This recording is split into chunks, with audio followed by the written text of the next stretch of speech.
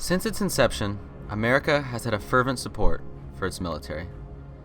When the tyranny and oppression of the British Lion and its imperial ways became too much for the colonists to bear, the bravest among them rose up to face the redcoats. The revolutionary actions of Washington's brave American soldiers would secure independence for the colonies and begin the rise of one of the strongest nations on earth. A country, this country, founded on principles of freedom for all people. A force that would rid the world of the Nazi war machine.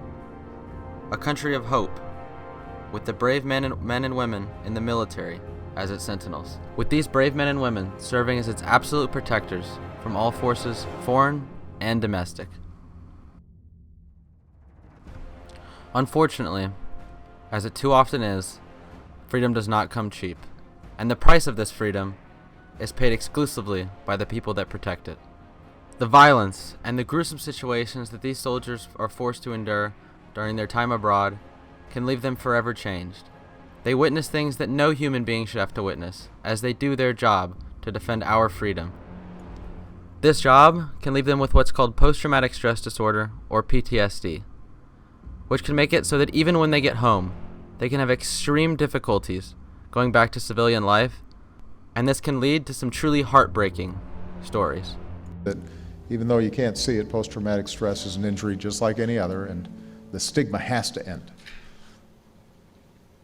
And Clay received care through the VA, but he struggled to get the right medication and the right disability rating. And by the time the severity of his condition was recognized, it was too late. And Clay had taken his life just weeks before, and he was 28 years old. It annoys me that we had a conversation about our troops overseas and we didn't say one word about veterans in our country. We have a shameful reality in America that we send people off to war and they often come home with invisible wounds, hurts, and harm, that we also make sure that we stand up for the people that stood for us. We end our national anthem with Home of the Brave. It's about time we make this a better home for our bravest. And the unfortunate truth of the matter is that this country hasn't been a very good home for its bravest. Of the veterans that returned from Operation Iraqi Freedom and Operations Enduring Freedom, between 11 and 20% have PTSD. And it is estimated that 30 out of every 100 Vietnam veterans had PTSD at some point during their lifetime. And the biggest problem with this is the complete and total lack of societal understanding of this disorder, because it's not even a disorder at all. One of the things that you want to think about here is that in traumatic circumstances, all these kinds of things that we call disorder are actually very adaptive. They're natural responses of the mind and body to protect oneself. But in circumstances where they're no longer needed, they look like disorder. And by looking at it as a disorder, it creates a stigma around it in which many veterans are ashamed that they have it and don't want to get help. This is the most important thing that everyone needs to take away from this video. We need to end the stigma around PTSD so that veterans don't feel ashamed and will reach out and get help. And when PTSD goes untreated, it can have a devastating effect on a veteran's ability to be successful in society. In one study, it was found that 2/3 of homeless Iraq and Afghanistan veterans had PTSD.